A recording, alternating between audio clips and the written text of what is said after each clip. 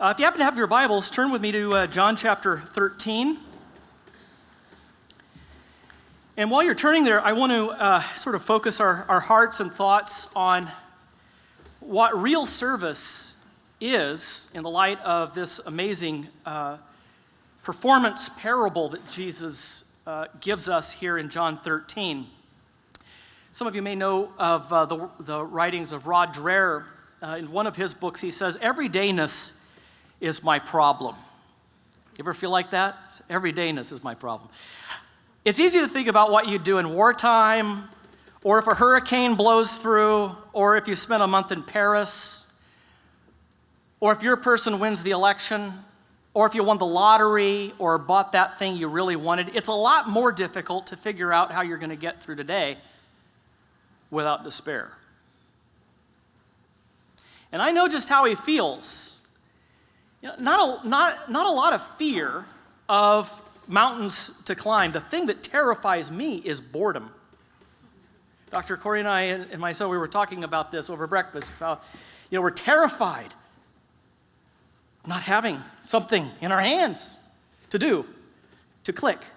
Maybe somebody's going to call. Got a text message coming in. I'm told there's a thing like Instagram. I've got to always, we're terrified of being alone with ourselves or with another person.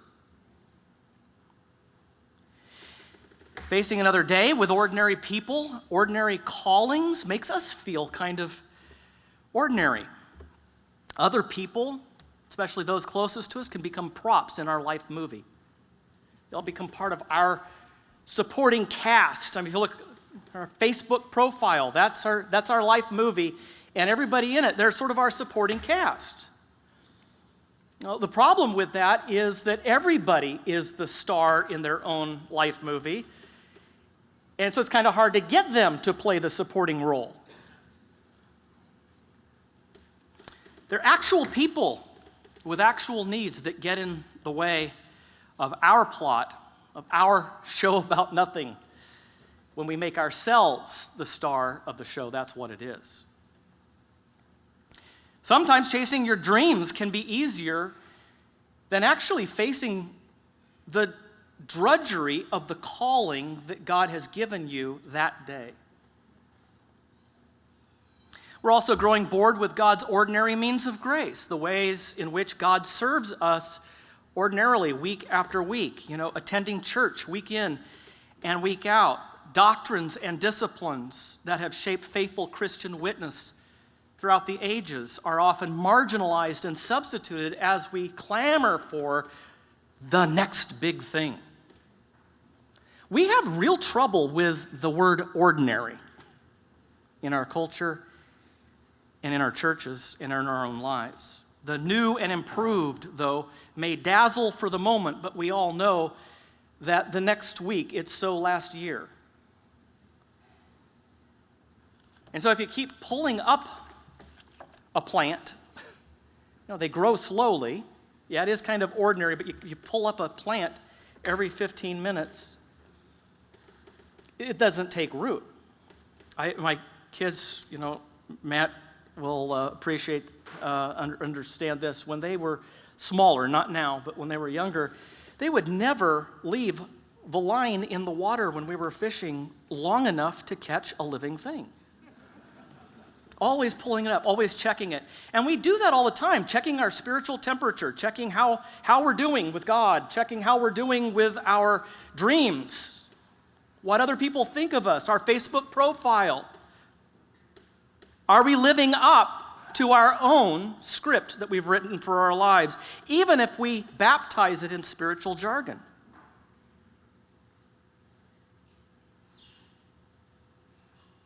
This ambition, this using other people, even God, as a supporting actor in our life movie is exactly what was happening in the context of John 13. As we see in the Synoptic Gospels, this is a compressed episode where Jesus is in the last week on the mountain, the holy mountain, Mount Zion, the Temple Mount, and Jesus is moving from the triumphal entry to the cross and the resurrection. And he's in the upper room. The other Gospels recount that this is where Jesus instituted the Lord's Supper, for example. But John especially focuses here on Jesus' washing of the disciples' feet. And so, beginning at verse 1, now before the feast of the Passover, when Jesus knew that his hour had come to depart out of this world to the Father, having loved his own who were in the world, he loved them to the end. During supper, when the devil had already put it into the heart of Judas Iscariot, Simon's son, to betray him, Jesus, knowing that the Father had given all things into his hands, and that he had come from God and was going back to God, rose from supper. He laid aside his outer garments, and taking a towel, tied it around his waist.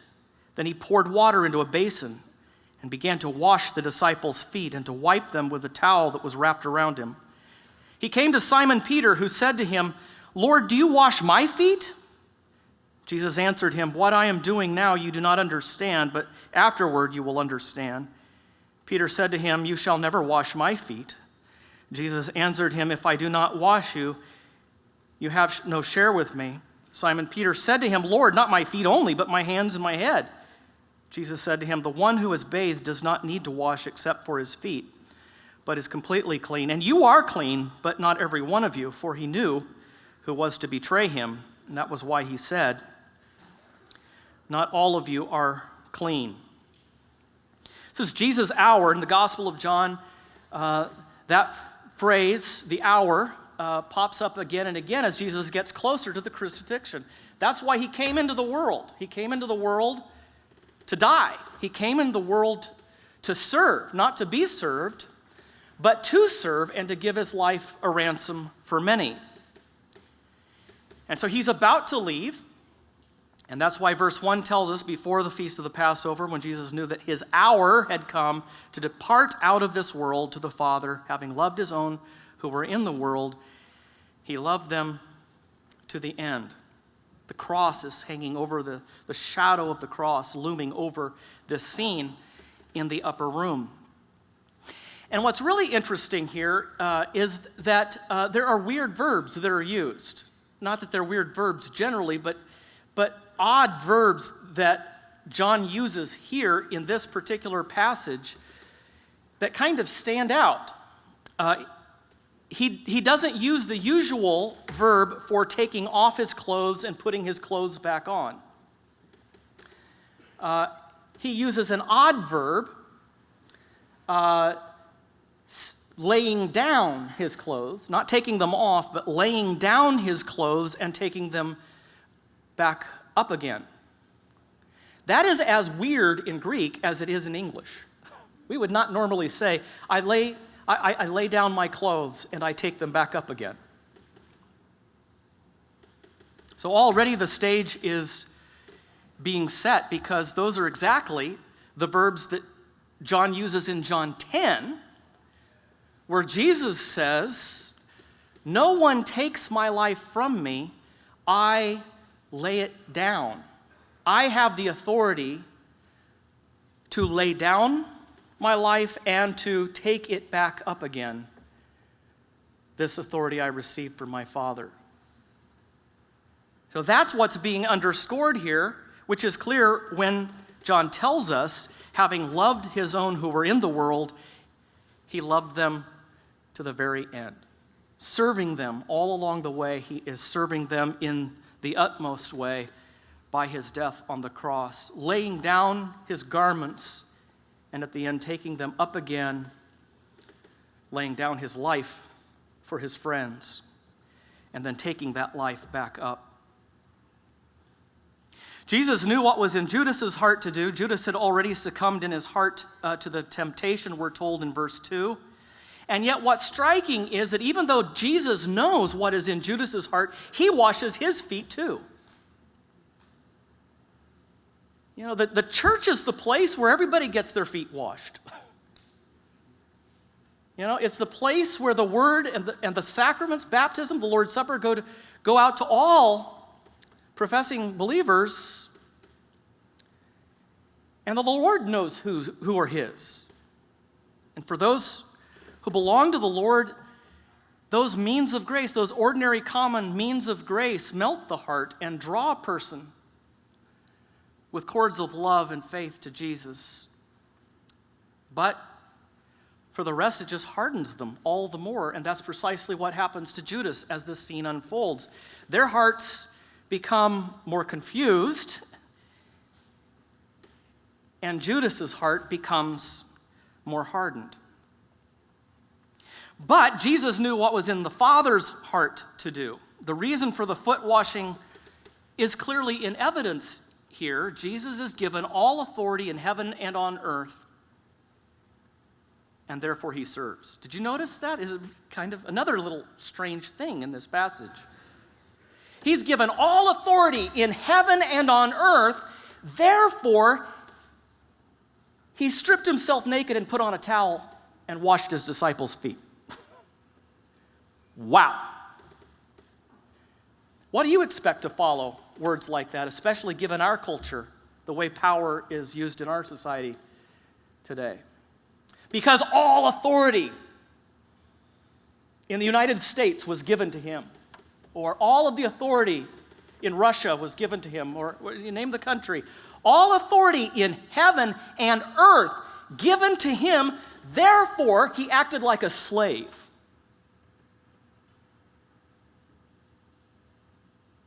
This is how he used power.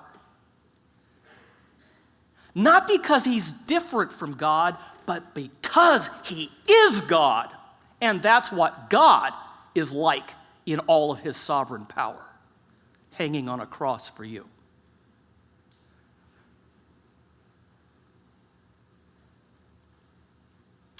That's how divine power contrasts sharply with sinful power. Jesus is not powerless. The Nietzsches of the world say that Jesus was powerless. And wow, what a terrible symbol of a religion. Boy, a good way to keep people under their thumb. It's for all the poor people, all the great unwashed of the world, the ignoble of the earth. As Ted Turner says, Christianity is a religion for losers. Jesus is not powerless. The cross is not a symbol of passivity. Jesus says, I have the authority to lay it down, and I have the authority to take it back up again. No one takes my life from me, but this is what my power as God looks like. And so with just a long undershirt on and a linen towel for washing around his waist. This is the garment that a slave would wear, as Jesus says in Luke's gospel. This is the clothing of a slave. In Jewish law, you could not require a Jewish slave, to wash the feet of his master. It's beneath him. Beneath a slave in Jewish culture to wash the master's feet. And Jesus, for the joy set before him, set aside all that power and pomp and glory at the Father's right hand and went lower than any servant had ever done.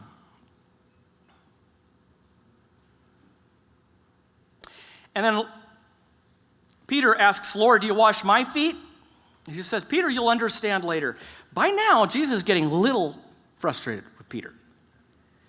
3 times, Peter has taken Jesus aside as they get closer to Jerusalem and said, you would just stop talking about the cross, this whole cross thing. You're at the beginning it was different. You're kind of becoming a glass is half empty sort of guy. You're not going to be killed. I'm Peter. I'm here. I'm your bodyguard. I will do anything. I will lay down my life for you. Jesus says, no, I will lay down my life for you. No, I will lay down my life. He didn't even hear it. I will lay down my life for you.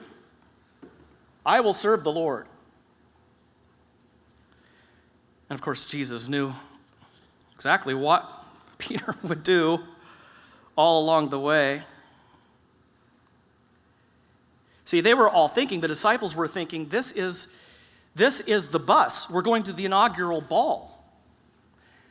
Jerusalem is like New York. If you can make it there, you can make it anywhere. The kingdom would come there, and James and John asked Jesus, hey, can I sit one on your right hand and one on your left when you come in your glory? And Jesus says, you don't know what you're asking. You're thinking sitting on the stage, being on my right hand and on my left hand as a royal throne. Yeah, I am going to be sitting on my throne, but it's a Roman gibbet.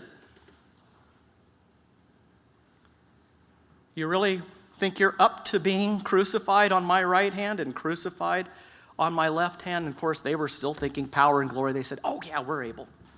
Yeah, I know it's going to be a lot of late nights. Really, seriously.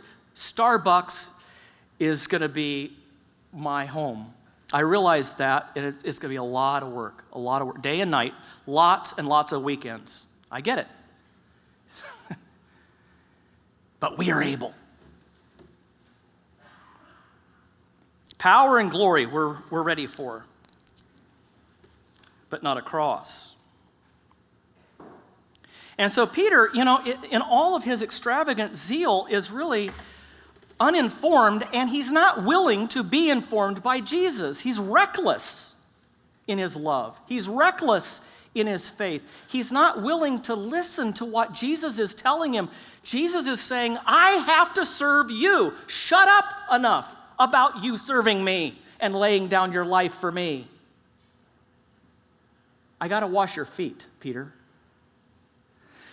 You will never wash my feet. I am too good for that. I have too much zeal for you. I am a servant of the servant of the Lord's. I'll wash your feet if that's really what you're after. But you're not going to wash my feet. That is insulting. And Jesus says, okay, Peter, you who just have a real problem with the cross. You're into power and glory and so forth, and you're going to help me get there and all that. Yeah. No. If you don't let me wash your feet, you are excommunicated from me. You have no part in me. And this is the same Greek word in the Greek translation of the Old Testament for an inheritance in the land that God gave to the 12 tribes. And now you have the 12 apostles, and he says, if you do not let me wash your feet right here and right now, Peter, you are excommunicated, exiled, cut off out of the land of Israel. Not because you won't wash my feet, but because you won't let me wash yours. Well then, Lord, not just my feet, but my hands and my head as well. Oh, bless his heart. I love that Peter's in the Bible. I just feel so much better about myself. He just swings from one side to the other. He means well. He really does. But he just won't, he's like a chihuahua, just shaking. What can I do? What can I?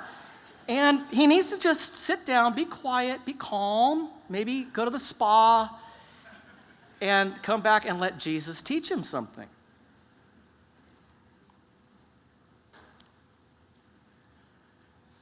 The basic problem is that Peter hasn't been broken yet. He hasn't come to the point where he needs Jesus to serve him. But he will. And that's why immediately after this passage, you have Jesus prophesying Peter's betrayal. Then he would be broken. Then he would get it. And then he would write wonderful stuff that would become part of our New Testament canon. And the one who denied Jesus 3 times to a little girl when he said, he's Jesus' bodyguard, was proclaiming the gospel on the steps of the temple after the resurrection, on the steps of the temple with the police watching, and ended his life being crucified upside down because he wasn't worthy of being crucified the same way as Jesus.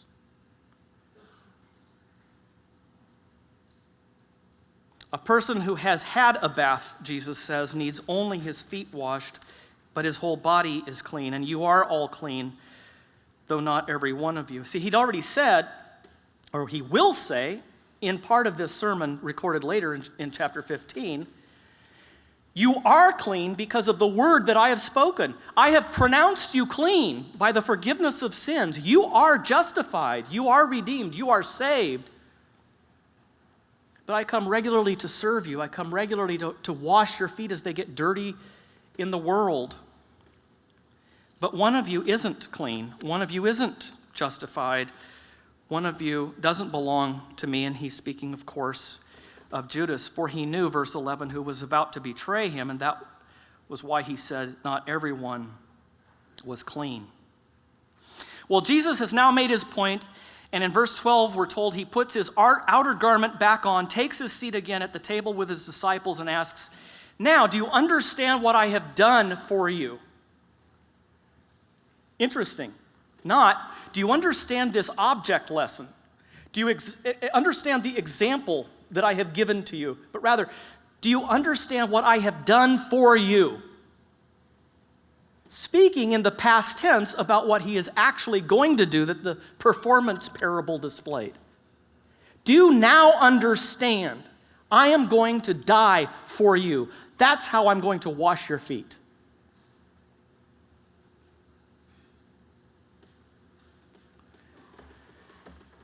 You bet, Jesus.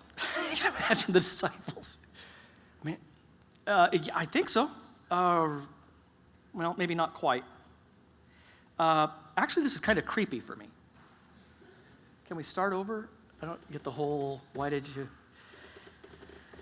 Only after the events unfold will they know. And Jesus says, verse 13, now this is what it means to call me teacher and Lord. Wow. You know, I typically think Jesus and Lord. When I think those titles, Jesus and Lord, what's the first thing you think of? Somebody I follow. Somebody I serve, someone I'm going to what would Jesus do? And I'm going to do it. That's what I think. My first thought, Jesus and Lord. But Jesus says, no, this is what I mean. When you call me Jesus and Lord, letting me serve you even unto death is the first thing I want you to think about when you call me Jesus and Lord. You see the point, as I conclude here, it's not a point about something else, it is the point. Jesus is not, first and foremost, giving an object lesson to teach us servant leadership. Jesus is making a much more important point here, and that is to tell us the gospel. That he is about to go to the cross, and we better be prepared not to enter into our glory, but be prepared for the humiliation of realizing that we have to be served by him.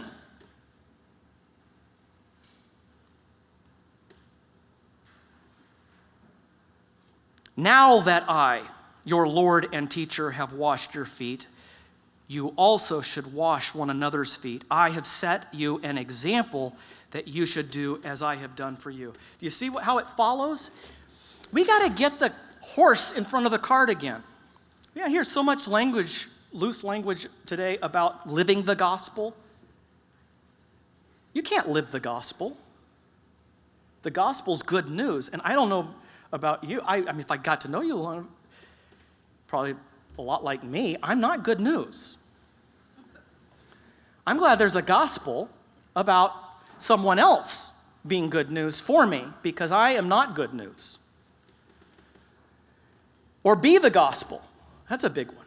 Everybody's in trouble if I'm the gospel. Or do the gospel. You can't do the gospel. You can only believe the gospel because the gospel's an announcement of what someone else has done. We have real trouble, like Peter, real trouble being recipients, being on the receiving end. We'll work for Jesus. We'll serve the Lord. We'll go out with our big ambitions. It can, brothers and sisters, it can be another way of selfish ambition with Bible verses. I'm going to make it big. I'm going to have power and glory, but in Jesus' name.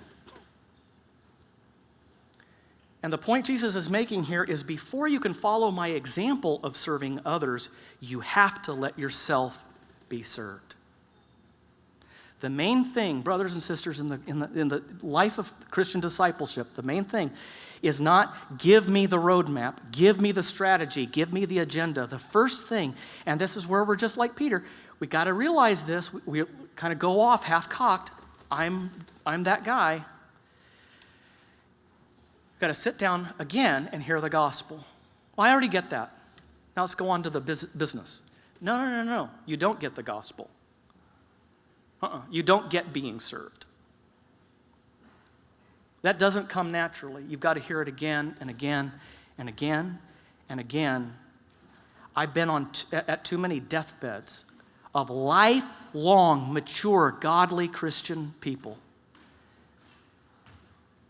to think that you get so old and have heard it so many times you don't need the gospel again. Only when you take your place with Peter, here in this episode, being served by Jesus, can you go through even moments of treachery that Peter went through to the place of standing with Christ and for Christ and then being able to wash the feet of others. Having been and still being so richly served by Christ, you can now stop trying to impress. You can stop trying to build a kingdom. You don't have one command in the Bible about, now go therefore into all the world and build a kingdom. No, Jesus says, I will build my church and the gates of hell will not prevail against it. And guess what? You get to be part of that. I'm bringing you along. We are receiving a kingdom that cannot be shaken, the writer to the Hebrews says. Not building one, but receiving one.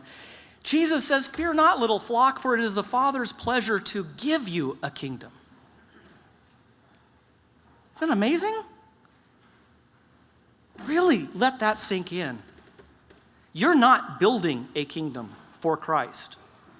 He has built a kingdom for you and is giving it to you and letting you take it out to the world and distribute it to the needy. And that means we can tolerate the ordinary. We can live with the callings that God has put right under our nose every day. And be like the characters in George Eliot's Middlemarch, with which I'll conclude. As he gives this tender eulogy to the central character, her finely touched spirit had still its fine issues, though they were not widely visible. Her full nature, like that of which Cyrus broke the strength, spent itself in channels which had no great name on earth. But the effect of her being on those around her was incalculably diffusive. For the growing good of the world is partly dependent on unhistoric acts, and that things are not so bad with you and me as they might have been is half owing to the number who lived faithfully a hidden life and rest in unvisited tombs. Biola University prepares Christians to think biblically about everything, from science to business to education and the arts. Learn more at biola.edu.